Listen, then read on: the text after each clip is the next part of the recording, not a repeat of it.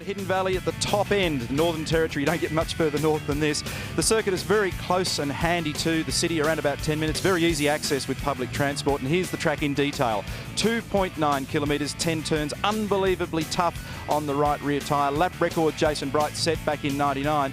The old qualifying record was held by Craig Lowndes, but Mark Skafe eclipsed that yesterday with that enormous lap that he did, 1 minute 8.4. So let's go on board with Skafe for an up-close and personal look at Hidden Valley with the Kmart inside line. Thanks, Combo. This is a lap of the Hidden Valley circuit, which is a really tough little place. Very hard braking area at the end of the straight. About 270k to a double apex, long left-hander where the road falls away. Very easy to get too much oversteer out of there in second gear. Up to third, up to fourth. Through this fast flip-flop, very bumpy braking area for probably the trickiest corner on the track. Back to second gear, into the apex, give the curve a rub, out nice and wide, don't get too much of the exit curve, gentle on the throttle. Back to this real slow, very tight 180 left-hander. On the throttle, nice and easy, up to a great fast, sort of flowing right-hander. Up we go, up to fourth gear, and into probably the most dangerous spot. Right up here at turn 8, long, fast flowing left-hander, down, major bump there. Very careful on the brake, not to lock a wheel, make the apex, almost flip those tyres onto the straight, give the curve a rub there, and up through the gears. Quite a technical, very hot Darwin little racetrack. And here is how they'll line up for this event with Russell Ingall on pole, and then Marcus Ambrose alongside, making it Holden and Ford on the front row. And then it's a similar situation for row 2 with Mark Larkham and Greg Murphy. Further back, championship leader Jason Bright in 5th, then Paul Radisich. David Bernard is 7th and Stephen Ellery is 8th. Stephen Richards and Paul Morris into the top 10. Cameron McLean and Larry Perkins out of 12. Jason Bargwanna and Mark Skafe, as a result of a stop-go penalty in a race yesterday, he goes right back through the field. Cameron McConville, Todd Kelly, Tony Longhurst, quite a reasonable run yesterday. Craig Lowndes buried back in 20th after that stop-go. Stephen Johnson had some engine problems yesterday, 21st. Reed Romano, Jason Richards from New Zealand. Terrible problems there for Bradley Jones in 28. Had an onboard fire yesterday. Did about $15,000 worth of damage when a fuel injector came loose and sprayed fuel all over the car. Those teams, or that team, has worked a miracle to get that car onto the track today. Let's hope they can run through reliably. There'll be a lot of interest on this man, Mark Skafe, Holden Racing Team, second in the points at the moment. Put the car on pole with a great lap. Here's the man they're all chasing, Russell Ingall in the Castrol Commodore. Always does a terrific job at Hidden Valley, Russell Ingall, and he was second overall here last year, looking very strong in 2001. Greg Murphy carrying our Kmart in-car cameras. Had a bit of a throttle problem yesterday, dropped him from second down to fourth, but he managed to hang on to a good grid position. Craig Lowndes also earned the wrath of the stewards for a bump with Larry Perkins, got a stop-go penalty, but this man, Marcus Ambrose, carrying the Monroe in-car camera, rapidly emerging as a new hero amongst the Ford ranks, doing a great job at Hidden Valley. And before we go any further, we've got some hot news from pit lane. Greg? We certainly have, guys. Paul Radisich is a non-starter in this one. Grid position 6, right behind him is vacant. Paul, what's happened? We had a fuel system problem, and the engine's been running too lean, and we've lost all the engines. But I've gone through 2, Stephen 1, and just really disappointed. But you know, I wish Stephen all the best, and we'll be up for the next round. Hard luck, mate. Thanks, mate. Well, amazing frustration for Paul Radisich. Finished 6th yesterday. That's a disaster for the Shell team. There's the vacant space on the grid. So we've got 5 leading contenders with onboard cameras. This is the situation on the Ford race analysis. 35 laps, just on 100 Ks, about 45 minutes. All but a full field of cars. Last year's winner was Mark Skafe. He's down the order today. Can he get back? Keep your eye on the first corner, as we saw in the earlier race. Trouble yesterday when they squeezed into turn 1. Racing at Hidden Valley, just about. Good jump and makes a rocket start. Got a good 30 or 40 metres on them as they head down to 1. Murphy slots in behind. Bright's up there as well. Oh, Ambrose and his teammate here. This could be exciting. Very tight through turn 1. Often you get the squeeze situation like we saw in the highlights package of race 1 where 3 into 1 don't go. But are we through there cleanly? Great start from Russell Ingall. Great start from the whole field. In fact, looks like they've calmed down from that process yesterday. We had a real tangle at turn 1. Now it looks like it's relatively clean. No problems back in the pack for Stephen Johnson. Is he going to get that gathered up just in time? But he's clipped the back of another car. Tony, no, it's Dougal McDougall. It's ripped the front spoiler off the front of the Falcon, so that's going to be a drama for Stephen. He'll have to come to the pits to repair that damage, extensive damage to the brake ducting on the car, maybe a little bit of the radiator ducting as well, and missing the entire front spoiler, which is an important aero aid on the car. I tell you what, they want to call Paul Houdini after that lot. He managed to escape really well there. What a shocking weekend for the Shell team. 3 engines, about $70,000 or $80,000 a pop. Then you take the front off that car, the sole remaining car. I don't know whether you've seen the Aussie dollar lately, Mark, but it's a little bit more than what you're talking about. It's a huge cost for engines now, getting closer to 90 grand for an engine. More damage. Look at this challenge by Marcus Ambrose on Mark Larkham. Great start to the weekend for Larko in the ICS Smart Car. Russell Ingall really has been doing a lot of damage here. This Castrol Commodore is working beautifully around Hidden Valley. There's the new front spoiler, awaiting the arrival of Stephen Johnson. This is going to be a costly error. Now, the significant thing about the 2 races today is the length of them. We've never raced for this long in Darwin before. It's the right rear tyre that the drivers and teams have been concerned about through the course of the weekend. They've got to be careful in the way in which they manage the wear and the temperature in this tyre. A lot of damage at the front of Stephen's car. This battle rages between Jason Bright and Marcus Ambrose. Mark Larkham has just skipped away a little bit, but meanwhile the 2 Ford guys, Holden guys, are well off in the distance. Here's the replay. We'll see what happened to Stephen Johnson. He comes shooting out of the pack. He's been triggered there one way or another. It looks like maybe the Lansvale car. Very difficult to apportion blame from that angle, and we're not really looking for it. We're just trying to see exactly what happened. But Dougal McDougall gets tagged. High shot might tell more of the story. Oh, no. I don't know. Maybe Stephen just got a little hard on the brakes because I think, if anything, he actually had to lock up to avoid hitting Tony Longhurst. So, it's such a difficult situation like that. It's so close, and you've got someone in front, someone at the side, someone up your backside. And what happens is you get the huge concertina effect as they go into turn 4. This frantic work continues on the Shell Ford. A bit of race tape to try and finish the job off and secure the front of the car. Remember, there's points all the way down through the order at the moment. The way the championship is scored this year, it's different to the year 2000 and previous years. So if you can get back out there, there's points to grab. Remember, Stephen Johnson is the top-placed Ford in the Shell Championship points at the moment. He's 3rd. And he's going to desperately try and hang on to that. But this has done a lot of damage to his points chase straight away on the opening lap. Standing lap for Ingall was a 1:16. They've now settled down into mid-10s. Last time through, Murphy set the fastest lap of the race at 1:10.6. Rusty's last lap was a 1. Actually, Ingall's just gone quicker, a 1:10.1. So the tyre temperatures and pressures have now normalised as Stephen Johnson comes back out and rejoins a good lap or so down. It's like Stephen Richards is struggling a bit. He's behind Bernard. He looks like he's getting really impatient. So the order at the moment, Russell Ingall, not even a second in at the lead over Greg Murphy. Mark Larkham in 3rd. Marcus Ambrose in 4th. Jason Bright in 5th. Then it's Bernard, Stephen Richards, Paul Morris, Mark Skafe up to 9th. So he's made an incredible start. Dump up 15th or 16th. So he's up inside the top 10, charging through in the Holden Racing Team Commodore. Jason Bargwanna in 10th. McLean, Perkins and Lowndes is in 13th, so he's made an equally big charge from 20th. So Lowndes and Skafe really on a charge in the opening laps. Oh, that's good. Old Larkham's got a new sponsor on the back of his car. Can't be bad. Here's Mark Skafe, car 1. And he's got a big job here, but gee, he's got some speed on board this car. He made an incredible charge through the field yesterday from the back to claw his way up to 16th. Now he's well inside the top 10 already. He's got the headlights on, and Mark's always paid a lot of careful attention to getting good drive from his car setup, and that's something that would put him in good stead at this track. He looks for a spot down the inside of Morris, but he's braking very late too.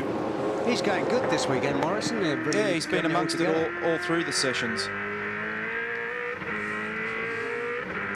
So we're watching Skafe heading up towards turn 4. A very fast complex of S's through 2 and 3. Oh, here's a gap, and he makes it stick. Well, Marcus Ambrose managed to make a good move on Mark Larkham as they came into the braking area for turn 1 and has now moved through into 3rd position and sets off after these 2 guys in the Holdens up the front. and that's going to be interesting to see whether he can actually bridge that gap. Yeah, it was a wise manoeuvre, Larkham letting Ambrose through, because he was really pushing him hard, and he just went a little wide, let him have the corner, and it's a long race and it's all about survival. Well, Paul Radisich might be a retirement from today's racing. The luck in the Ford camp doesn't get much better. JB, what's happened? Obviously, our luck wasn't carried over from Eastern Creek, where we had a good run, but as soon as I let the clutch out on the start proper, it's broken something in the clutch, which is bizarre because it was a brand new clutch before we came up here. So it's only done yesterday's start, and as you know, yesterday's race didn't last very long, so just the luck of the draw, mate. We must have got a faulty part or something, but as I said to you a minute ago, that's racing, as they say in the classics. Major drama here for Craig Lowndes, and he's parked off to the side of the road with steam coming out of that car. It looks like it's up near the pit entry somewhere. I'm not 100% sure where he is. Yeah. I think it is the pit entry area, and he remains in the car. I have no idea what's happened here. And he's getting out of the car. It looks like he's hit the fence, but maybe not. He's actually getting out the left-hand side of the car, so maybe he may have actually collected the fence coming into the pit. It's actually coming in too quick because there's the 60k control. Now we've got a Shell Helix replay. Oh no, there's more to it. Oh no, there's a lot of damage on the car. Damage on the front left. No, she's hit the fence all right, but it's hit the fence after it ended up with front left's hanging off. Unable to turn the car to get into pit lane. Wow. So there's more to that story. And there's the back of Rusty's head again. We'll find out the answer very shortly. No, we won't. He loves showing the back of that head, doesn't he? It's probably the best side of him when you think about it. Ooh, that'll get back. Oh, Ingall's in. So they've taken the opportunity to make their stop earlier. See, people haven't actually dived in like we predicted, so they're being mindful of the fact that they need space to operate in the pits, as Grant predicted, and it depends on who you're looking at in the field as to how you unfold your strategy here. Sorry, no. I'd say it's very important to stop early, because if you do pick up the opportunity or have the bad luck to get a pace car or a yellow flag come out, you can lose everything. So you have to stop relatively early, and then it comes down to making the choice if the pit is congested or not. Yeah, I suppose the downside of it is, though, in temperature like this and the track the way it is, you've got a set of tyres on that are going to last you for 35 laps, which is the downside of it. Well, up at the far end of pit lane with a pretty disappointed Craig Lowndes. There's a bent 00 Ford behind you. What happened, mate? Well, just exiting out of, or coming back onto the main straight, Cameron, I was trying to catch up and get a slipstream with Cameron, and he actually dropped his right wheel off coming onto the straight, got a little bit sideways. And unfortunately, I went around to the right-hand side of him, and then he come back and squashed me between himself and the guardrail. So it's one of those things, from one of those days, goes from bad to worse. When you say Cameron, you're talking about McLean or McConville? Cameron McLean, yeah, unfortunately, it's just one of those things, unfortunately. Hard luck, Craig. Thanks. When they made their pit stops, they had a huge hole in McLean's door as he left, as we go on board with Ambrose, and wheel nut disappeared down the road there. It was quickly collected, which was good work. Now, Bright came out in front of Larkham in this sequence of stops just a minute ago. Ambrose, I think, has made a reasonably slow stop there, and that could be costly. Look at him looking at these. He's staring at the 60Ks on the digital readout on the dash. So lap 13 of 35, and he rejoins. I wonder what you have to do to wipe the smile off Lowndes' face. So I don't think I've ever seen it. Take his race car from him. He's a great ambassador for motorsport, and he's always happy, and he's like that all the time. Yeah, that's significant. Yeah. You've got Bernard's gone through and Larkham's gone through on Ambrose. Interestingly enough, the new leader, folks, is Mark Skafe, who still hasn't pitted at this stage, and he's been the fastest man on the circuit with a 196. And if he's actually got good track pace, his last lap was a 199. They may leave him out there for a while and try and get some clean air if he's actually got the pace to carry it. Whichever way you look at it, they always end up being right, don't they, HRT? It's a hard call, because, for instance, if the yellow flag come out now, he'd really be in trouble, but I'm sure it won't. And that's what trapped Glenn Seaton at Eastern Creek. But yeah, you're right. The minute you say it, it all comes undone, Paul. That's the problem with sitting here. I know. Bargwana in, the Valvoline Cummins entry. Paul Morris in. They've been going very well this weekend. I think, as I understand it, it's a new car as well, and his qualifying pace was very good. So the order at the moment, and these guys haven't stopped. Skafe, McConville, Brad Jones, after his horror day yesterday with the barbecue under the bonnet of the Aussie Mail Ford. Tony Longhurst, then Jason Richards. New fastest lap on 13 was Russell Ingall, a 1:9.5. So he's peeled a 10th off the fastest time set by Skafe, which was a 1:9.66. These guys are pushing really hard, considering there's a long way to go. And tyre wear out there is pretty rugged. And gee, they're going to, if they keep that pace up, they're going to be struggling in probably the last 7 or 8 laps of the race. Last lap for Skafe was a 1:10.1. The headlights are still on. He's still got clear road in front of him at the moment. When you consider there's 20 laps to go, I mean, that is really pushing. That's a high pace. Yeah, it's a very fast pace indeed. Oh, he had trouble getting out of second into third there. So let's have a listen on board with Skafe. Bringing him in this lap.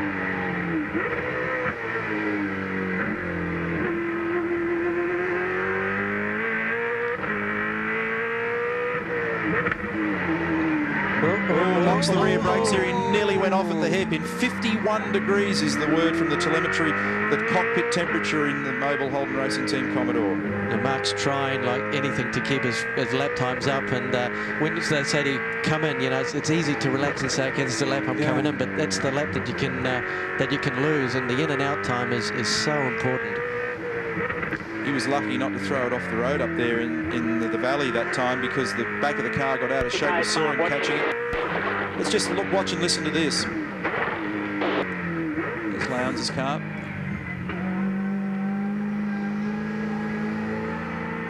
Trying to keep it at 60k it goes against the grain, doesn't it? Yeah. You need eyes that look in opposite directions, don't you, really? It feels as though you can get out and run faster. Oh, slippery concrete pit lane. The apron here is concrete. You can see the lane itself is asphalt, so there's a difference in grip. You see him all locked up as he arrived, but he still actually hit the target spot, which was lucky. And away. Pretty good stop. Meanwhile, they're all cranking times out. Ambrose has done a 1:9.4. Larkham's in the mid-9s as well. Ingall's gone back into the lead. His last lap was a 1:9.8. The order at the moment shows Ingall, Murphy, Skafe, then Rodney Forbes, Jason Bright, Mark Larkham, Marcus Ambrose. And we have word through from the pit lane that Garth Tander has been stung for speeding in the pit lane, and he'll cop a stop-go for his trouble. Don't forget, Russell Ingall is our ambassador for DreamDrive.tv. If you haven't been on the web and had a look at this site, I'd recommend it to you. 35,000 people have already enrolled. You can play the game as a V8 supercar team owner. And see a nice tomato red-faced Russell Ingall there sporting the sticker across his visor. Do you know, I was just thinking, that HRT car, when they changed the wheel that was laying on the floor, the wheel nut was still in the wheel. Did you notice that? Oh, then it looked to me it had come off, but we might have a look at a bit of a replay on that one, Barry. Yeah, because it looked like the wheel nut was still in the wheel, and in that case, how do they keep the nut in the wheel? Well, that's we won't get into that one, shall we? Yeah, exactly. But let's face it, you've got to be pushing the envelope everywhere to get the stops down to that 11-second bracket, and if you lose a second in the pit, you never make it up on the track. Talking about how hot Russell looks, we're talking over 50 degrees, nearly 60-degree C inside the car with hot air blowing in. So extreme. It's like hopping your sauna with a bicycle and start pedaling. Yeah. It really gives you the same benefit. Yeah, it's aerobic activity in a sauna, and see the rear bumper on Reed's car here looking a bit second-hand. It actually doesn't really seem to me to be posing a great danger, but it's flapping in the breeze there. As far as pit stop times go, we've got Jason Bargwanna was one of the quickest at 13.5 seconds. Murphy and then Ingall. There's the top 3 quick times that we managed to measure. But also going down pit lane, you should have seen the elbows being used between Todd Kelly and Larry Perkins. Dragged each other all the way down pit lane, rubbing door panels. It was quite a thing to see. There'll probably be some discussion about that, because they've had to carefully craft the rules to try, and obviously I can't visualise what happened, but to try and avoid a situation where people were racing side by side down pit lane, and it gets very tricky trying to work out who yields and who doesn't. The order at the moment, folks: Ingall, Murphy, Bright, Skafe, Ambrose, Larkham, Bernard, Richards, Forbes we just saw peeling off, and Todd Kelly in the 10. Well, I'm down here in pit lane with a pretty annoyed Gary Rogers. We're standing by for a stop-go for Garth Tander. What's gone wrong? Well, we are, Greg. I mean, we did the crime. The wheel nut did cross over the line, but the problem you have is that the people making the decisions on the penalties are a pack of lame brains. I mean, You know, you get 1 week you get penalised with a stop-go penalty, the next week you get 2 points. I don't mind being penalised so long as everyone's penalised equally, but that isn't the case, and it's disappointing. I mean, it's very disappointing for the boys that do all the work, but you know, some things you've got to learn to live with. Hard luck, Gary. Thanks, Greg. You're not going to believe this, guys. Just got word through from the pits that Mark Larkham has been black flagged. When they make their compulsory pit stop, they must remove Velcro off the window of the car to show and demonstrate that they've completed their stop. It hasn't been done, so into the pits he goes. Oh, what a heartbreak. Imagine the poor guy in the crew. That's the... Yeah, exactly. You'd feel so bad having done that. There's a responsibility given to each one of these crewmen. And whoever forgot to take off that Velcro strip will just be kicking himself. There it is. There it is. See the yellow thing above the round receive. Oh. The doodah. Try that again in English. The doodah on the thingamajig. Yeah, it was yellow. It was yellow. It's sort of a yellowy day-glow green colour. It's a fluoro tag on the glass. What I was trying to say was the yellow thing they forgot to take off, like, know what I mean? You're a shocker. Only the way Barry could say it. So Ingall, the gap 2.4 seconds now. Murphy's chopped it down a few tenths. Bright, Skafe, Ambrose, Larkham, who will be very disappointed him to come in for another stop to remove that. David Bernard, consistent performance from the 24-year-old. Best performance so far in the Shell Championship Series. He's running in 7th. It's not a bad recovery from Glenn Seaton after the damage yesterday. He's millimetres behind Paul Morris at the moment. He's back in 13th. He started way back, I think it was 27th. I have to dig my paperwork out, but that's a long way down the field. So, and there's Larkham taking his compulsory stop. He's been given a stop-go penalty. Well, this is going to be a quick one, boys. The team have just told me he plans not to stop at all. If he can keep it almost rolling, they'll rip it off. Here we go. Standing by, strip gone, and Larkham is out of here.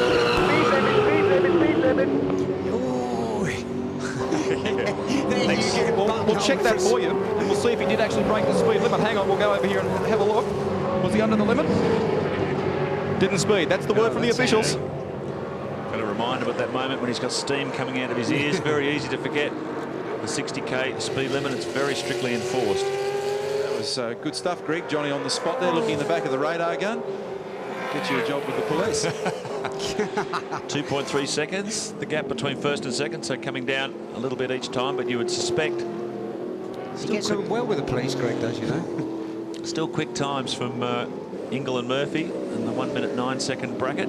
It's very fast pace, isn't it, when you think about it? They've got how many laps to go? They've got another 10, 9, something like that.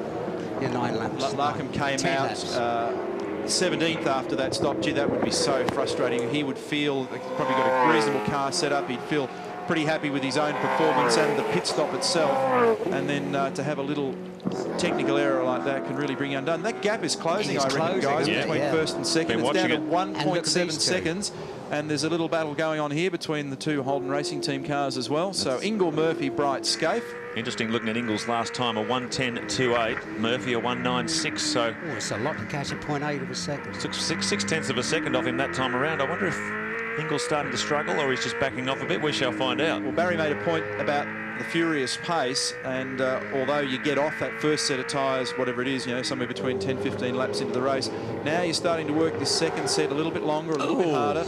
Ambrose is getting closer to these guys as well, and we've not done these longer races here, and we all know that it's going to be particularly hard on the right rear tyre, and you can see why. As the cars come onto the front straight there, it really superheats the tyres and works them hard. 1:10.14 for Ingall. Bright, he's covering. I know, I just thought that. He's covering Skafe. These two are in the race here. Murphy was only 1/10 of a second faster that time around, so Ingall looks like he's responding. The gap's still 1.7 seconds. Jeff will be, his little heart rate will be jumping up and down in the pit lane there. Jeff Grech, the team manager, and he'll be saying, don't you two clowns run into each other. I was going to say, this will go down well. Not very well. Oh dear. Look at Ambrose just closing in on the back there. We'll monitor that gap as well. Each of these guys is at the top of the championship tree, and they've got their own title and race-winning aspirations. It's a very awkward situation for a team when you've got two guys so close together and doing so well. Just an indication of how hard Jason Bright is trying. Got a little replay coming up of coming through that twisty section of the circuit. Look at this. It looks great in slow motion. Right up. Oh, how good does that look? Just an indication of how hard he's pushing to keep his teammate behind. This is where Skafe went off in qualifying yesterday on the approach to turn 10. He just... 8 laps to go, Mark. Just keep it clean. No big risks, mate. You know, don't do a move unless it's really safe. No big risks. And that's a very good bit of information for the driver, because you look at the points buffer that the Holden Racing team have built up over the first 3 races. If they're consistent and strong throughout the series, they can just protect that buffer all the way to the end. Now from Who's Got the Best Toys file right here. This is one of the paoli guns, of course, which have reduced the pit stop time so much. But did you know you can spend up to $15,000 tuning these on top of that?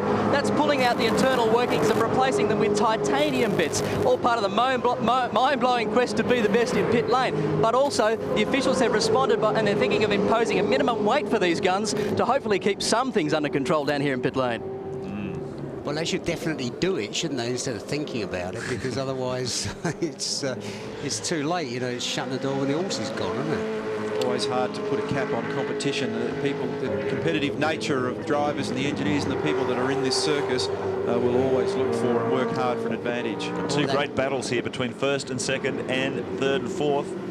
Real cut and thrust racing. 1:10.28 for Ingall. Murphy did a 1:09.9, so very close battle here. 1:10.6 from Ingall. Under a second now. Look at this. Under a second, the gap between Murphy and Ingall.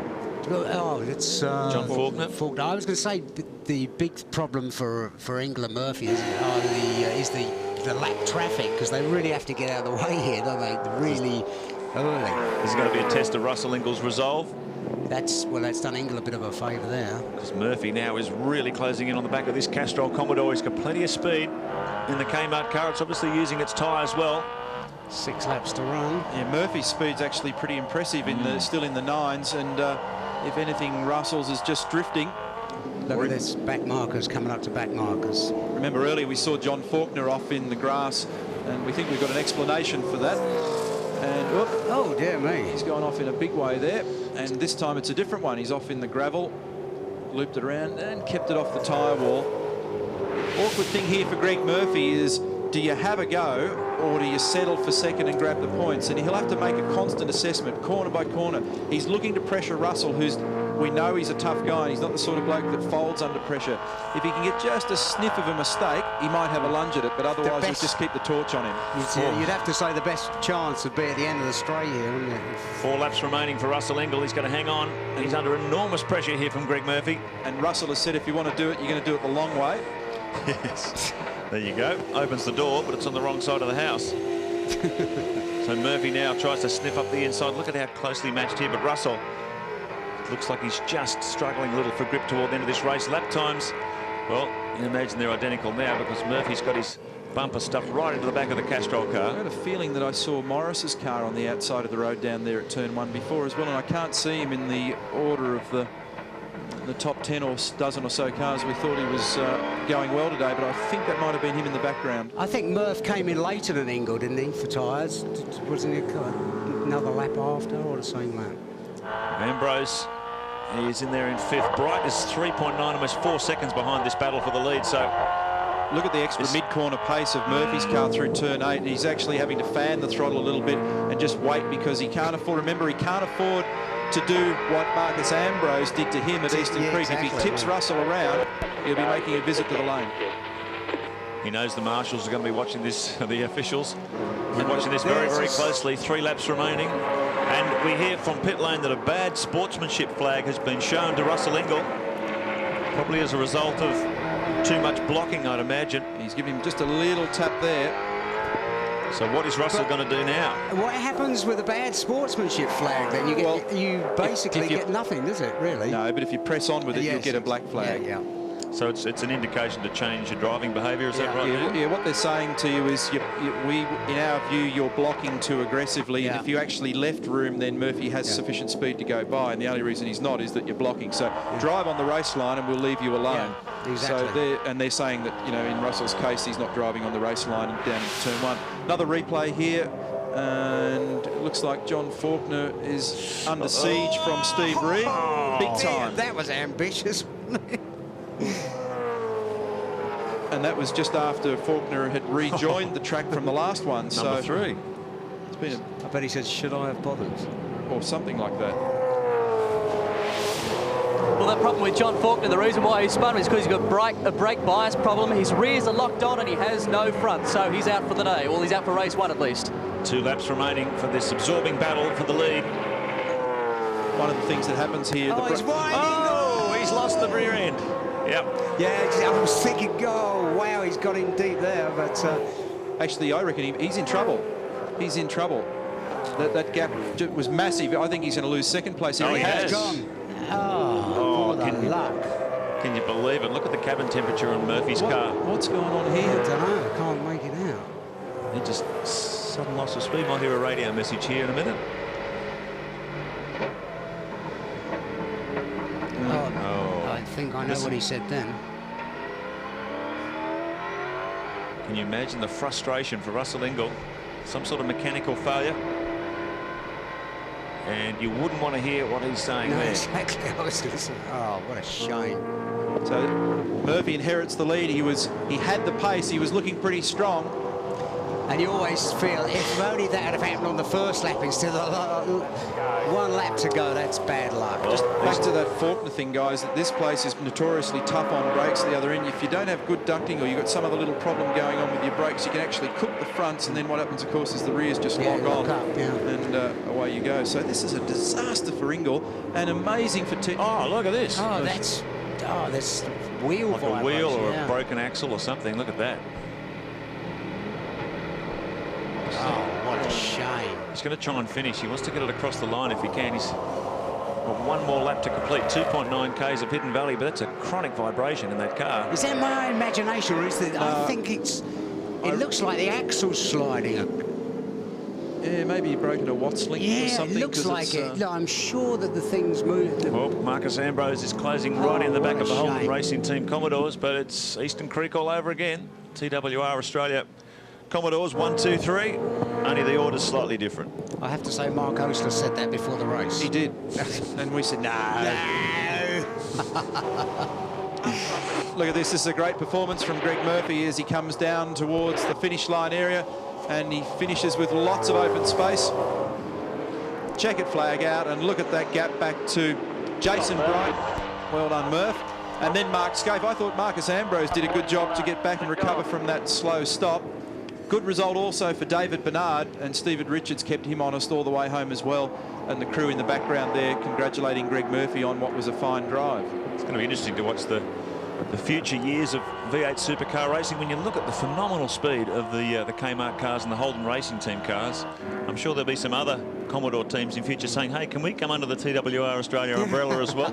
Which is nothing new. I mean, it happens in NASCAR. You've got 3 or 4 teams operating out of the one workshop. And boy, when you see the speed of these cars and the technical excellence of them, why wouldn't you? I wonder what happened to Ingall's thing. That's... Oh. Well, I just had a word to the guys in the Castrol Racing team. Some very disappointed faces indeed. They believe it's drivetrain problems of some sort. Russell can't pinpoint at this point in time just exactly what it is. Yeah, it's not a rear suspension thing. It's yeah, maybe it's something related to tail shaft or something in the diff. Who knows? You never guess from the commentary box. Interesting to see Skafe with his gear off there. I mean, it would be unbelievably hot, but I shouldn't dob him in, but I doubt whether the race director would be too happy with that, because they're very stringent about that stuff. Yeah. And I actually, in the States a few years ago, did the same thing, and I had to have I had to have a stand-up blue with the race director over there, but Ambrose has joined the queue, so maybe they'll have strength in numbers on that argument, but you can hardly blame them for today. It would be stinking in the car. We were just checking our temperature sensor on Mark Skafe's car. It was 54 degrees temperature inside the cockpit. Can you believe that? 54 degrees. That's starting to get to the edge of the outside of human ability and the ability to cope with those kinds of temperatures. Wow, what a day. There's always something happening in V8 Supercar. It was all happening for Greg Murphy in that one. He's just scooped the points with a win from Jason Bright, then Mark Skafe, Marcus Ambrose, the first of the Fords, his teammate Dave Bernard next, then Richards, Bargwanna and Kelly.